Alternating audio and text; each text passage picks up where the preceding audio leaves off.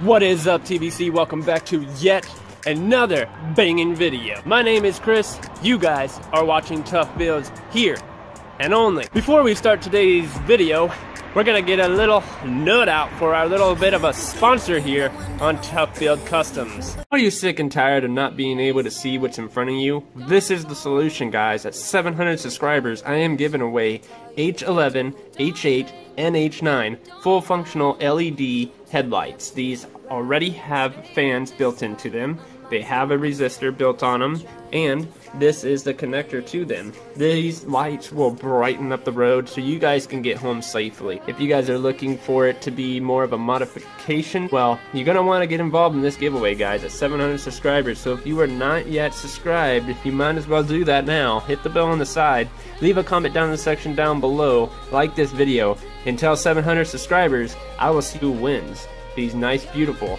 LED headlights.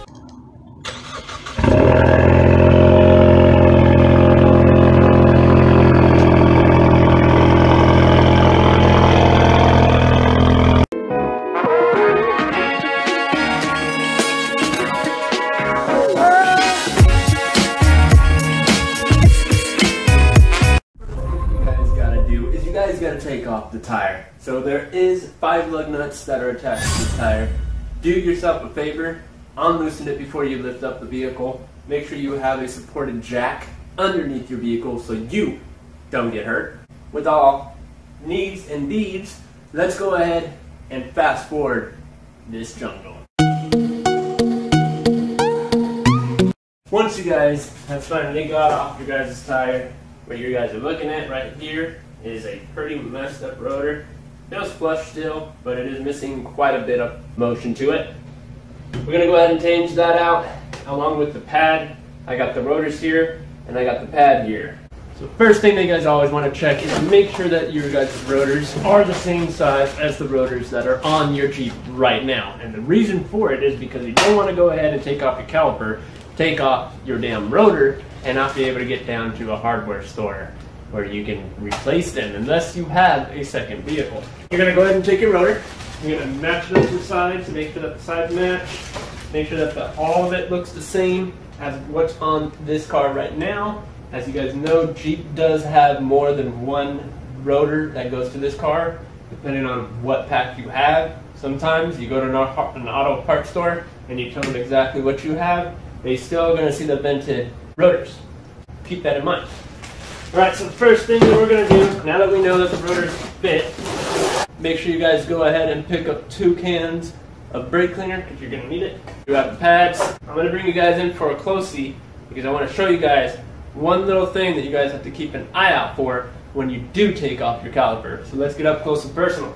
Here we are, guys. This is known as your caliper. Now, on the back side of your caliper, you're going to also notice that there's some black caps on those. You're going to have to take off those black caps. And what I mean by black caps and where they are found is right here. It's going to be pushed in all the way. Grab yourself a screwdriver, take it out, pop it all the way out. And inside of this guy is going to be a T45 star bit. That's what you're going to use to take off the caliper, and then once you guys get the caliper off with this guy, ordinary to get the bracket off, it's going to be an 18 millimeter. We're going to go ahead and start taking this guy off. We're going to throw it in fast loop mode, and you guys are going to watch me do this as I'm doing my work.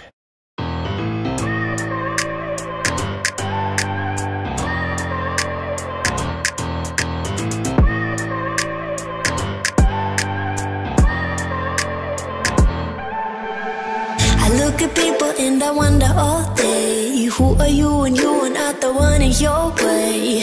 And then I think about myself and I state, I'm a pretty boss, look almost your brain waste. A little update for you guys, if you guys are still struggling. I'm going to show you guys what I did. Instead of using a long socket like this, like an 18 mil, if you have a short socket, probably about the size of this socket compared to your long socket, that short socket will work.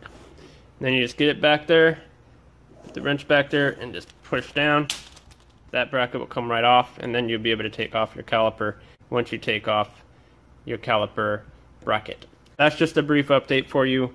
I'm going to go ahead and get it off, and then we'll come right back. Right here goes to show you guys, you don't really use your rear brakes as much as you think you do. This is the OEM pad. It's never been changed out since this Jeep was bought.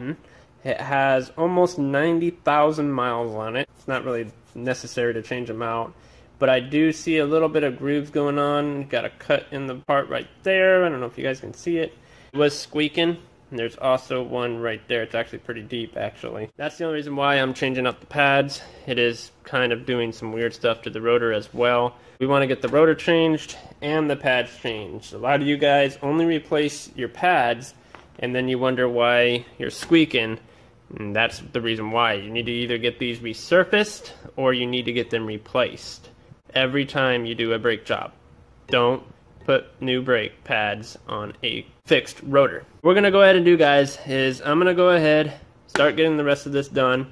That's all I have to do is just take off this band right here that you guys will see. The band that's in front of the rotor right here, so you guys will actually see it, you need to pop that out. But be really careful, because they don't come with the hardware. That's just one thing you have to keep in mind. It doesn't even come in the hardware of the rotor. You have to actually get these from either Jeep or find out if you can get them from your hardware store. We're going to go ahead and take that band off. Once you take it off, this guy will fall right out. And we're going to go ahead and start prepping up the new one, putting the new one on. And then it's time for the new brake pads. I definitely cannot wait to get those brake pads on and get the rotors on. It's going to feel so much better. It's going to drive a lot better, especially when you're braking. Brakes are just super duper important. So let's go ahead and get the rest of the job done.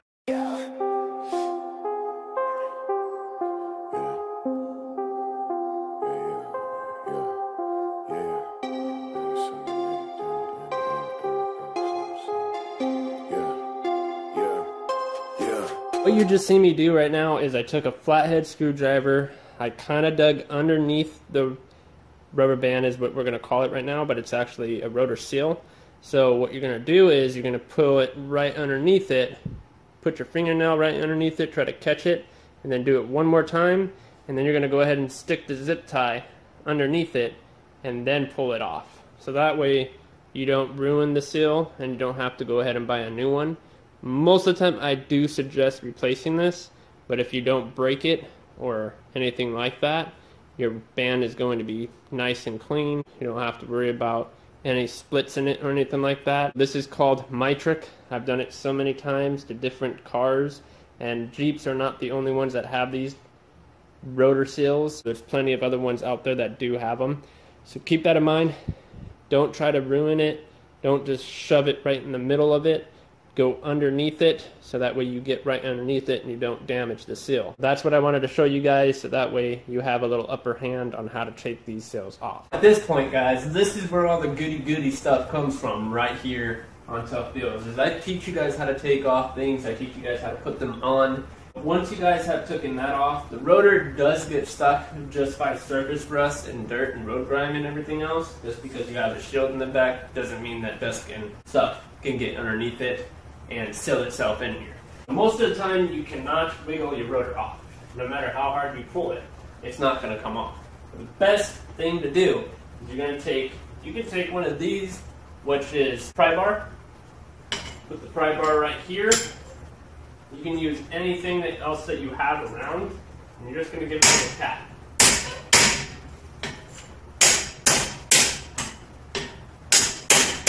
You're just trying to break it loose and try to get it off.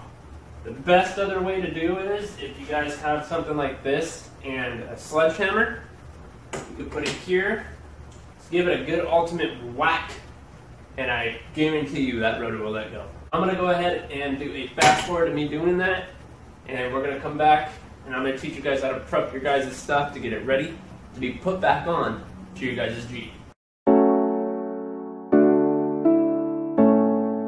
I am going to only show this side of me doing the brake change. The other side is pretty much the same damn thing. You just got to do it in the correct way. You guys think that that rotor was holding on to something else, and it's not. And if we get a little bit closer here, I can actually show you guys the inside of this. And you can see all the surface rust and everything built up around here. You can see it built up around the screw holes. You can see it built up on the outer side as well, and that's pretty much what gets it to stay. Is it good? It doesn't really matter. I mean, if you wanted to, you can go ahead and take some quality time and get some sandpaper and go ahead and use some brake cleaner on top of that and go ahead and clean all that up. Is you going to have the same problem the next time? You are. And why? Because that stuff. What you can do, ordinary for it to not stick next time, anti-seize. Anti-seize all right here, and anti-seize the back side of the plate, and I guarantee you, the next time that you go ahead and try to take off a rotor, that girl's going to come right off. You can either do it that way, whatever you guys way you prefer. I just prefer to try to use some anti-seize on there, but we're not going to do it this time. But next time I do it, I am going to put anti-seize on here, so that way I have not a hard time trying to get the rotor off from the hub.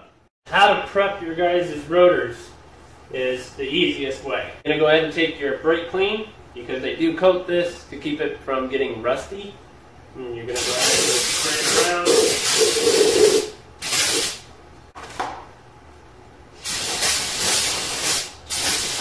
Make sure you don't lose the rubber band.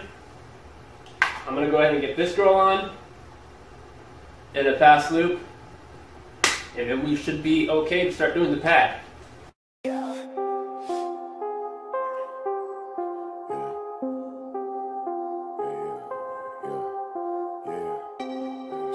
Here we are, we're about to prep the caliper for the brake pads. I'm going to take an old brake pad,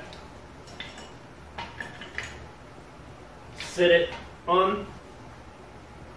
What else I do recommend is opening your brake reservoir to stop air bubbles.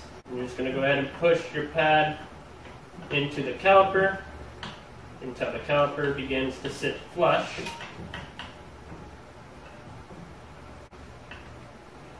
Once your caliper is sat flush, go ahead and take the pad, make sure that the caliper doesn't go flying downward. Lube up the back side of your pad.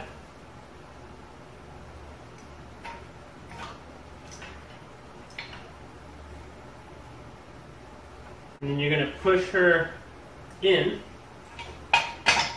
side of the caliper. With all your might, go ahead and push it in there. You'll hear it clip in, which that's a good sign. Once that side is in, you no longer need that other one. We're going to go ahead and put a little bit on this one. You don't need a lot, like I said. And your other pad, which your indicator's on, which hits your rotor when it's time to change,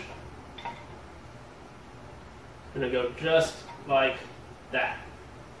So they both sit just the way they are. Now, because this one is such a pickle to try to get off, we have to mount it back onto the bracket before we mount it back onto the wheel. So what you're going to do, you're going to go ahead and grab your bracket,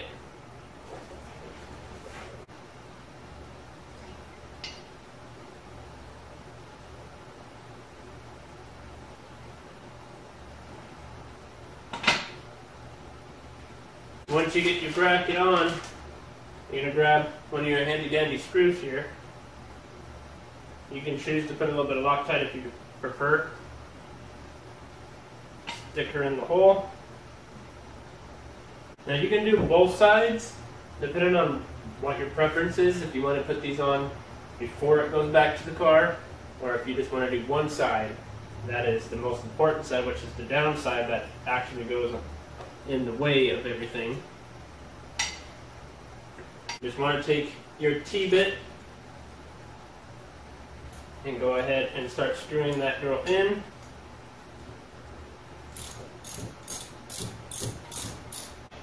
And once you have it in, we are going to go ahead and put it back on the car and then go ahead and get the bracket bolts back onto the caliper. If you guys made it this far, then you guys are doing the job the correct way. If you are not making it this far, then you are probably most likely stuck. And what I mean by stuck is you don't know how to take the caliper off. Rewind the video, watch it again until you can actually get what I'm pointing at and what I'm actually showing you. In the meantime, let's go ahead put the caliper bracket back onto the back side of the hub.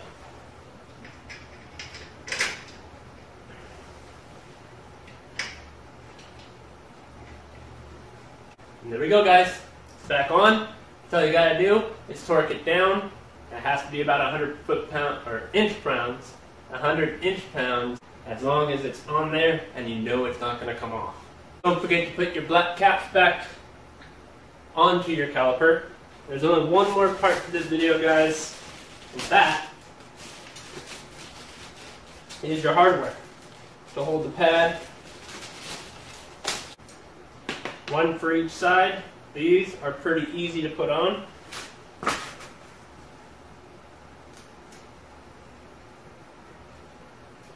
Best way to do it, go ahead and you stick both of those sides in, or you can do it my way. My way is you put both of them on the outer side, and because this acts like a spring,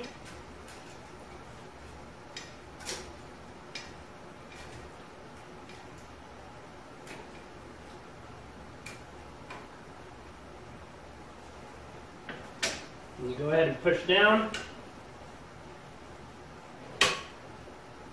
and push it in. And you'll notice that it locked in spot. You can't take it out. So that's how you get that on. Caps are on, the pad is on, the caliper's on, and that's it, guys. That's pretty much all you need to do for this installation. Other than that, make sure everything is torqued down and put it in the right spot. Don't mess it up. Remember, it's your brakes. You guys should know exactly what to do at this point. Smash that subscribe button. Don't forget to hit the bell on the side so you guys get notified when I do post a video. Give this video a big thumbs up. Share this video with your family, your friends, your pets, as well as yourself. Post it all over your social media, guys. Let's get this YouTube thing rolling. We are at 670 subscribers. Remember, at 700 subscribers, I am giving away LED, full functional headlights for your guys' ride. You guys were just watching Chuck Tales. My name is Chris. I'll see you guys in the next banger.